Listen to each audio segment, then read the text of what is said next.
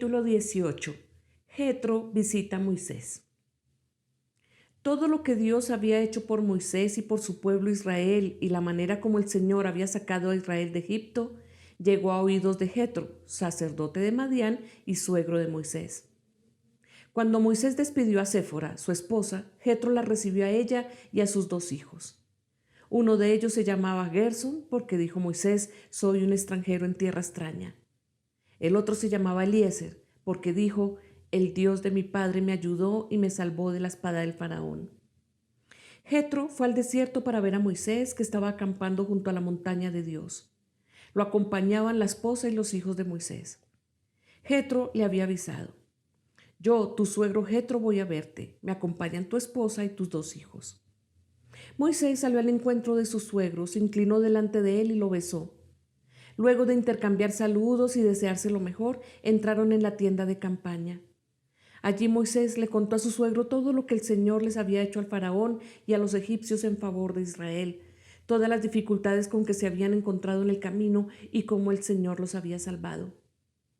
Jetro se alegró de saber que el Señor había tratado bien a Israel y lo había rescatado del poder de los egipcios, y exclamó: alabado sea el Señor que los salvó a ustedes del poder de los egipcios.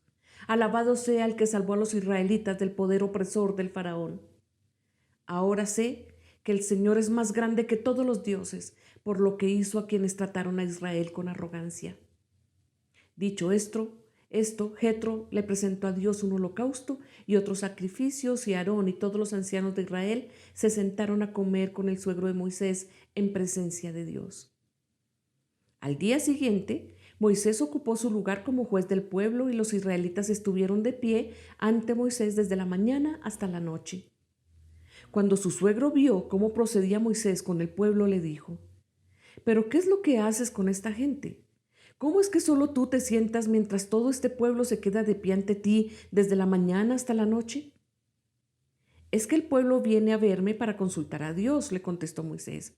Cuando tienen algún problema me lo traen a mí para que yo dicte sentencia entre las 2 partes. Además, les doy a conocer las leyes y las enseñanzas de Dios.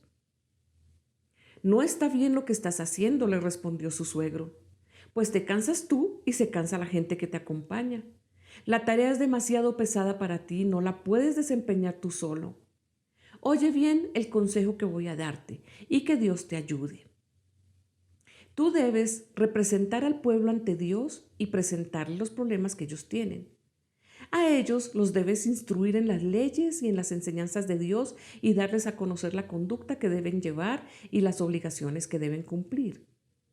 Elige tú mismo entre el pueblo hombres capaces y temerosos de Dios, que amen la verdad y aborrezcan las ganancias malavidas, y designa los jefes de 1000, de 100, de 50 y de 10 personas. Serán ellos los que funjan como jueces de tiempo completo, atendiendo los casos sencillos, y los casos difíciles te los traerán a ti.